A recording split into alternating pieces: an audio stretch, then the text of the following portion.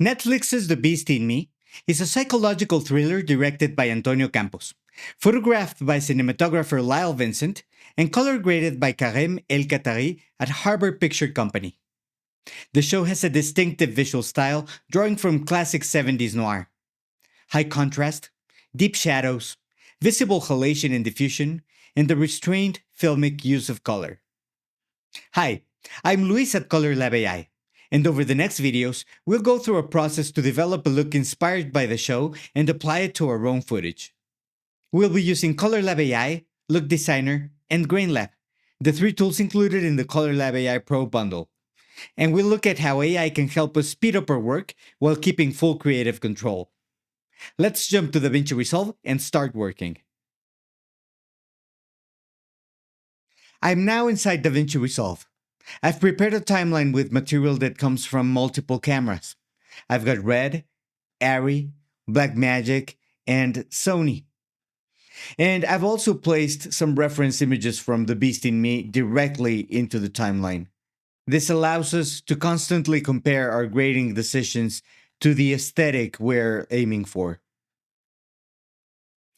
But before we start developing our look, let's go into project settings.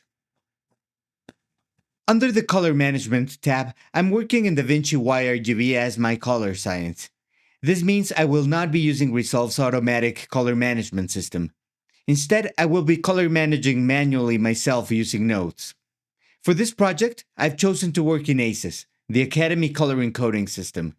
So my timeline color space is set to ACEScct, which is the recommended working space for grading in ACES. My output color space is set to Rec 709 Gamma 2.4, matching my calibrated grading monitor. With this in place, we have a predictable and stable foundation to begin building the look. Now that our project settings are in place, let's take a look at the node tree that we'll be using for the series. I've prepared a fixed node structure, and you'll find the link for it in the description of the video. And the idea is that this fixed node structure will be applied across all of our material in the timeline, and it will define the overall look that we're building for the different clips, regardless of the camera they were shot in. So I'll go ahead here and right-click on this thumbnail and say Apply Grade. And now I've applied the node tree to my first clip here. And let's take a look at what's happening in this node tree. The idea is that the signal flows into my IDT, or Input Device Transform, which is node number 1 here. And this is an ACES transform. I've just applied an ACES transform OFX to my first node. And you can see this will transform my signal from the original camera source, which in this case is a red camera. So let's select here a red log 3G10 red white gamut RGB. And this will be transformed into ACEScct, which is my working color space, one I defined in my project settings. And so now the signal flows from red into ACEScct, and all of the transformations, the look design, the matching, everything will happen in ACEScct, which is my unified color grading space, and it'll flow all the way into my last node, my ODT, or Output Device Transform, which is also an ACES transform, and it receives an ACEScct signal, the one we were working with, and turn it into my output transform, or my display transform. Now remember, we set things to be Rec 709 Gamma 2.4 in our project settings. Well, ACES calls this Rec 709 BT 1886, which is basically the equivalent to the Rec 709 Gamma 2.4 we defined before. And so with these two on, my IDT and my ODT, we can clearly see that the image is normalized into our display space. And with this node structure in place and our color management applied, now that we have a normalized image, we can move on to look development. So what I want to do is I want to compare my original camera material to the reference I've got from The Beast in Me. But there's a previous step I've got to do if I want to be really accurate with this. I gotta make sure that my reference images are also color managed so they look correctly on my display. Now, these are images that were downloaded from the internet, and chances are that their color space and gamma are set to sRGB gamma 2.2 because that's the way that online images are usually encoded. So what I'll do is I'll select my reference image here, and then I'll right click on my color managed original camera material here, and I will apply this grade. This will apply my whole node tree, but I'm actually only interested in the IDT. So I'll go to my effects, and inside my ACES transform, I will say, you know what, you're not a red Lug 3G10 image. You're actually an sRGB Gamma 2.2 image. And so I'll go almost to the top, and I'll find this profile that's called Inverse sRGB Gamma 2.2. And when I select that, my image is automatically normalized. So now I'll go to the rest of my reference images and I'll select them and go to my color managed reference, right click on it and say apply grade. And so now all of my reference images are color managed too. Now I can be sure that my matching process will be more accurate. Okay, so I'll begin with my look development. I've placed a look designer OFX here on my node number 3. And if I go to its settings on the effects tab, I can see it's inputting and outputting ACEScct. And that's because it's placed right between my ACES IDT and my ACES ODT. My next step would be comparing these two images and building the film print emulation I want in this image. Looking at my references from The Beast in Me, I'm inclined to think that the creators were going for some kind of reversible print emulation.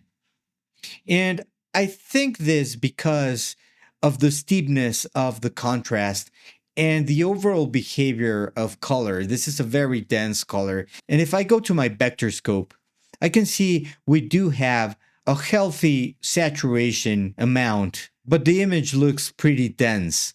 The colors are very deep, and the overall image behaves in a very filmic way. So I'll be working backwards from that idea. What I want to do is I want to go to my original camera image and then select my reference as well and go to split screen in selected clips mode. That way I'll have both of my images on screen. Then I'll select my node number 3 where I have my look designer and go to the effects tab. I will click Shift F. So I have both images in this kind of almost full screen mode. And that way I can compare the images better while keeping my OFX controls on the right side of the screen. And I will go all the way to the bottom of my look designer and look for this post-processing tab here. I will click it and enable it, and then select FPE for Film Print Emulation, and I'll set this to 0.5. And this will set my image to be film print legal in terms of gamut and color volume. So you can see how it's changing here, and the overall color rendition is kind of controlled. Now I'll go to my print stock and I'll select a Kodak Vision Color Print 2393. And you see how we are getting back some of that color here while still being film print legal. Now I'll pair this with a contrast option of F3, which is a pretty steep contrast. And I'm trying to get into the same ballpark than my reference here. I can even try this Kodak 2393 as well, see if it works here. And yes, I actually kind of like this better. So I'll stay with this Kodak 2393, which pairs perfectly with my Kodak Vision Color Print 2393 that I selected for my print stock. Now, something else I want to do is I want to add a little bit of crunch to my image. And this is a non-linear kind of contrast that I can add to my image here. And I want to separate it, looking for this steepness or this character that the image has in its contrast. I'll just add just a tiny bit of it, but you can clearly see how it's changing my image and adding this kind of contrast. Now I'll go to my negative options, and here's where I want to bring to life this idea of a reversible film emulation. So I'll select it, and we have this negative stock Gen 2 option here, which I'm going to select. And in here, we will find this Ektachrome 7207 film emulation, which I'll select. And Ektachrome is a reversible film stock. So now I can see that I'm getting to a place I like with this reversible print. But I'm not done here. I'll go now to my subtractive color, and I'll also try to add some of that density that we saw in our vector scope. So I'll go to the subtractive color tab and add a little bit of subtractive to the 3 CMY channels here to try to get that density. Now I'll start taking some steps towards color here. So I will go to my Y channel and add a little bit of warmth into my image. Something like that. I also want to add a little bit of this magenta that's going on here in my character's skin tone. So I'll go to the magenta channel and add a little bit of magenta as well. Something like that. And I also want to add a little bit of cyan to my image. Like that. So what I've done effectively here is I've added a little bit of crosstalk to my CMY channels. And this is something that happens naturally in film. Light crosses the 3 channels in the emulsion, and it generates this kind of interaction between them, which is kind of random and happens real time inside the negative. Now, I can clearly see that by adding this crosstalk and density, I've also reduced the overall exposure of the scene, and this reduction is pretty heavy. So I want to compensate it by going to my push and pull control here and adding a bit of push like that. And so I'm getting back some of this exposure I lost with the subtractive color adjustment. So we were here and now we're here. And we're also getting back some of these shadows that I have here. I can even push this a little bit further. And remember, I'm still not color grading per se. I'm still setting up my overall look development. So just trying to get into this ballpark. Now I'll go out of my full screen mode there and see what's going on with my waveforms. And yeah, effectively, I can see that the contrast is similar to the contrast in my reference. I even have the pedestal here in the shadows, and it's pretty similar to what's happening here in my reference. But I want to increase it just a tiny bit more. So still in my look designer node, I'll go to my lift here and raise the lift a little bit more so that I have that space in the shadows that allows me to still keep some of this information here. And I want to compensate that with my gamma and reduce my gamma just a tiny bit more. And see what I'm trying to do here is I'm trying to kind of match the shadow level and also my mid-tone levels. So if this is my character here, I want to set my character here to a similar spot. So I will massage this a bit and try to set my image to some sort of similar place there. I don't want to overdo this because I still haven't got to my overall color grading, but I want to be sure that when I start grading, I'm in a very good starting point. So I like something like this. I'll maybe lift my shadows just a tiny bit more to recover some of the information here on the dark side of the character's face. But I'm liking what I'm seeing here in terms of look design. So if I turn this off and on, I can see the effect of my look designer in the image. Off and on. And I can see I'm getting somewhere here. I'll even go to my subtractive and add a tiny bit more of warmth to my image in the yellow channel. So I'm liking this a lot. At this stage, we're defining the overall film behavior that will stay consistent throughout the whole series. And now we can move into texture. Texture plays a big role in A Beast in Me. Let's examine one of our references here. And I'll zoom in by a lot and focus on this area that surrounds this light bulbs here.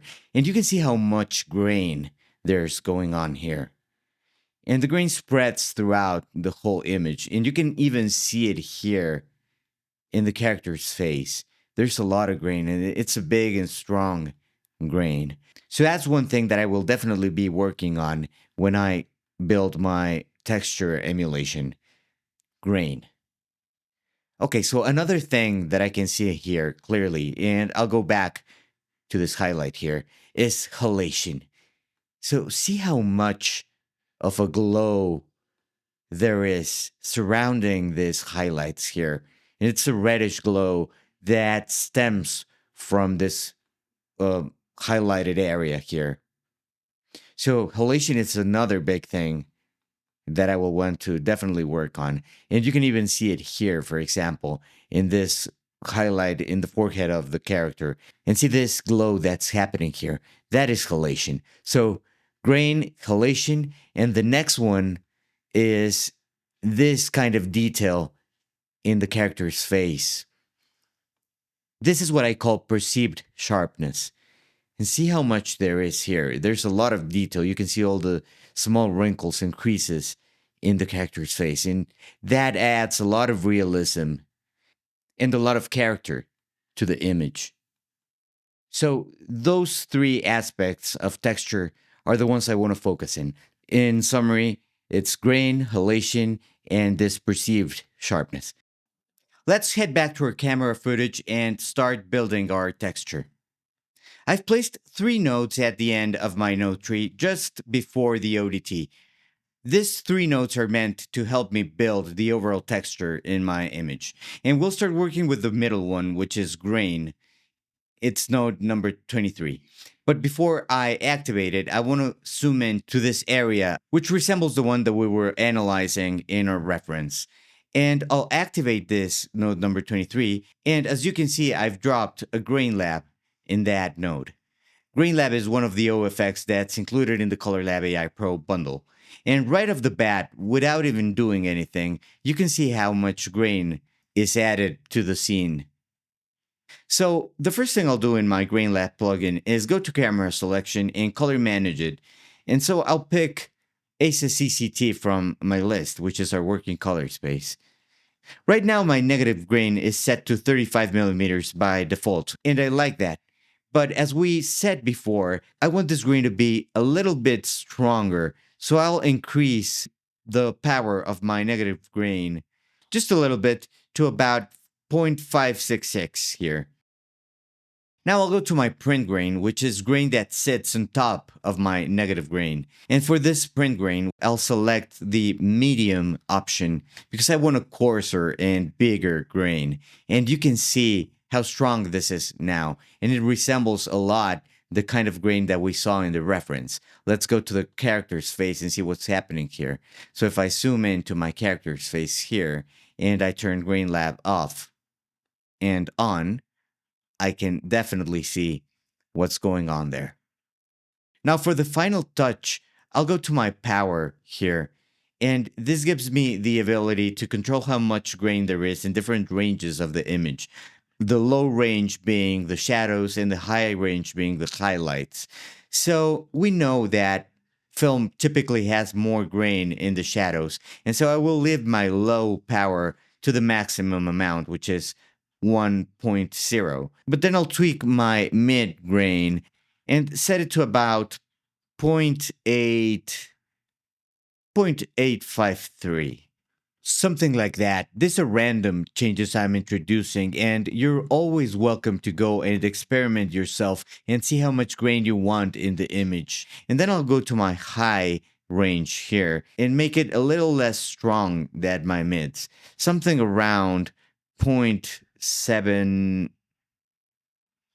let's say 0.705, something about that. Again, this is kind of random. And now I'll turn my grain off and on, and I can see both in the image and in the scopes how much information is being introduced. I'll also go to my flicker and gate weave option here. And I want to activate both, but I don't want this to be too gimmicky. So I'll set this to a minimum amount. I'll set my gate weave to around 0.3, let's say. And then my flicker to even less, to around 0.2 maybe. So if I go to my full screen and turn Grain Lab off and on, I can see how much grain there is. And it's very visible in this part of the image at a first glance. And I think this gets me closer to my reference image. Okay, our next step would be halation. And I've placed a halation effect, just the native Resolve halation effect here on node 24, following my Grain Lab. So I'll activate it here. And straight off the bat, you can see how this is very strong. So I want to contain my halation effect a bit just for it not to feel too gimmicky. Because if I go like to this kind of highlights here in the character's glasses and turn this off and on, I can see this is very, very strong. And I probably don't want that much of a halation effect, just something subtle. So let's start working and setting up our effect. And the first thing I'll do is I'll change my processing color space to my working color space. So that would be ACES AP1, which is the primaries again for ACEScct. So now this is color managed. And then if I scroll down in my halation effect, I'll have this option, which is view glow alone. And if I turn it on, I can actually see where the halation effect is working on my image. So the first thing I usually set here is my threshold. And I don't usually go for the default 0.2 that Resolve offers, but I actually set it to 0.75, like so. And you can see how much it is reduced and how it concentrates just on the highlighted parts of the image. This is something random, but again, you're welcome to come in and experiment yourself. Now, my strength, I still feel this is very strong here. So I'll reduce strength by almost half and go all the way to 0.25. This following settings I'll leave just the way they are right now. But I'll do one final tweak, which is going to my global blend and reduce this to around 0.8, let's say. So 0.8 there. And let's see what's happening now. So if I turn my view glow alone off, I can see my halation going on here. And you see how now we have this glow that we also had in the reference. And so now I can take a look at my overall image and I can turn halation off and on. and see what's happening there. So it's a very subtle kind of halation going on, but you can definitely see it here on the side of the helmet and in the glasses of the character. So off and on, off and on. And here, I can turn this off and on. And so my halation's there. It's a subtle thing, but it's definitely there. Okay, so I've introduced grain and halation, and my last step would be that perceived sharpness and the detail in the face of the character. So let's turn texture pop on and set this operating mode to advanced. And so now I have frequencies here because texture pop is a frequency separation tool. So I have different frequencies here for different details on the image. And the way this works is I want to go to my highlight mode here on the top left side of my viewer and select the AB mode, which is a highlight difference option. It shows me a before and after I introduce a change in the node. So let's start tweaking our coarse frequencies, and I'll set this to around 1.6, let's say, something like that. And you can see that I'm kind of starting to select some frequencies here and affect them. Then I'll go to my medium, and I'll introduce a bigger change here in the medium frequencies. And so I'll set this to around 0.349. And finally, I'll go to my small frequencies here, and I'll set this frequencies to around 1.63, like so. Again, these are random changes. I'm just trying to affect the frequencies that are in the middle of the signal. And we'll find that the face includes a lot of these frequencies because there's a lot of detail down there. So if I go out of my highlight mode now and I turn my texture pop off and on, I can even go closer and turn it off and on. You can see how I'm affecting or I'm making the texture in the character's face pop. Maybe I can even introduce a little bit more of these frequencies here. Something like that. So I'll go again into my full screen here with Shift F, and you can see the texture there kind of popping. Now, there's one more thing I'd like to do with this effect, and that is I would like to concentrate its strength in the middle of the frame, like in the reference, and this will give me an almost lens-like effect where we will have more detail in the center of the frame, and that detail will be smoothly reduced to the edges of the image. So what I'll do is I'll place a simple window here. So I'll go to my windows and select a circular window and make this, well, this is kind of, it has the smoothness I like, and it concentrates the effect here on the center of the frame. Maybe I'll reduce this a little bit just to include his face a little bit more. And you can always position this a little better. Let me turn this off. And now if I select my 3 texture effects here, and I go again into my full screen here and turn all of them off and on, off and on, you can see how much texture we've introduced into our image and how closer it is now to our reference. So we've gone a long way here again. And if I even take this texture and my look designer here, and again, do the same kind of test and turn everything off and on, there is a big difference. And we haven't even started our color grading. We're just setting our overall look and texture here. Before jumping to our last step, I'd like to do something with my overall look and texture now in place in this reference image. I'll go to the rest of the footage I've placed here in my timeline and simply right click on my working footage and say apply grade. And so now I've applied the look and the texture I've been working on all my working images here. And what I have to do now is just go into each one and go into their ACES IDT and set the camera source for each of these clips.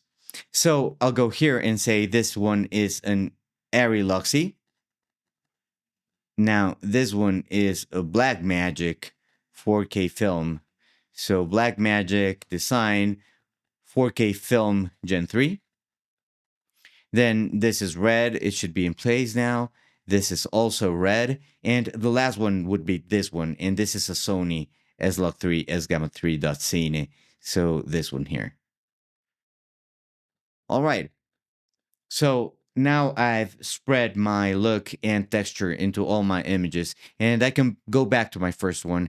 And let's go to the last step, which would be my AI matching and my final grading adjustment. Now we're ready for our final step, which is the AI match of our image to our reference and final color grading adjustments. So let's see how we're going to go about this. I'll go to my reference image here, and as you can see, I have in node number 4 a Colourlab AI in place. So if I go to my settings here, I'll see my Colourlab AI controls. Now, this gets a little bit tricky here because Colourlab AI is originally built using ARRI's color science. So we're better off leaving our input and output to ARRI Luxy 3 even when we're working in ACEScct.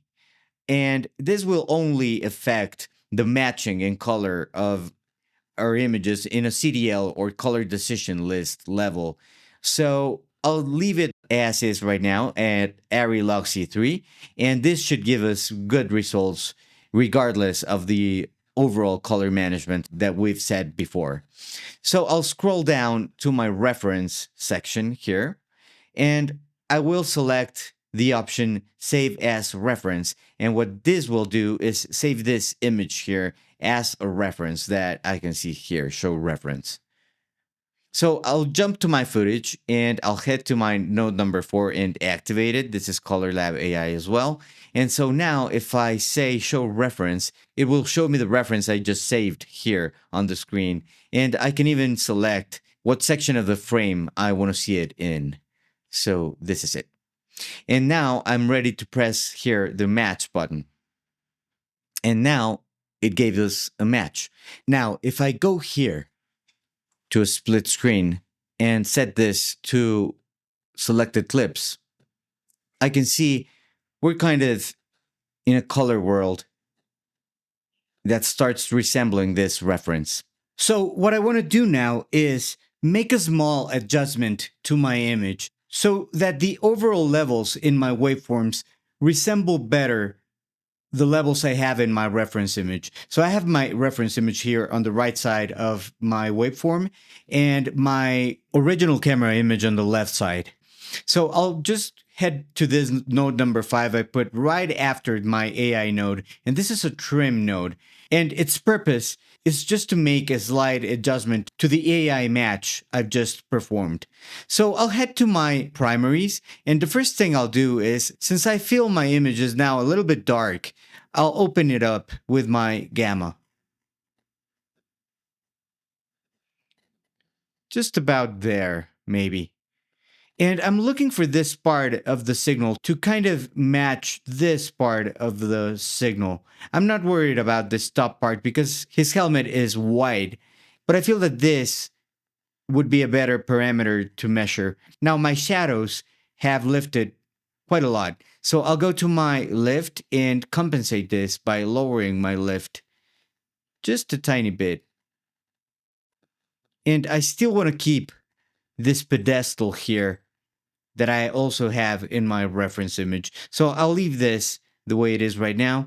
And I might want to raise my gain just a tiny bit. Something like that. Now I feel my image is a little bit saturated in comparison to my reference image. So I'll head to my saturation and lower this just a small tiny bit. And now this small adjustment in my primaries and my saturation has taken me a long way, as I can see here. And now if I compare my images, I'm in a territory that I like a lot more. Now let's make some final tweaks to our image. So I'll head here to my windows and I've prepared a small vignette. I'll activate it and see what's happening here. So I want to vignette my image just a little bit to focus my attention on the character.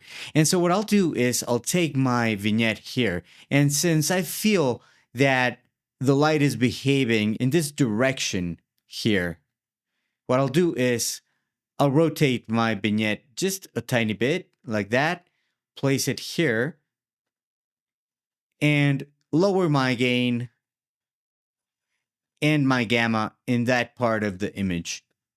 Just a small bit.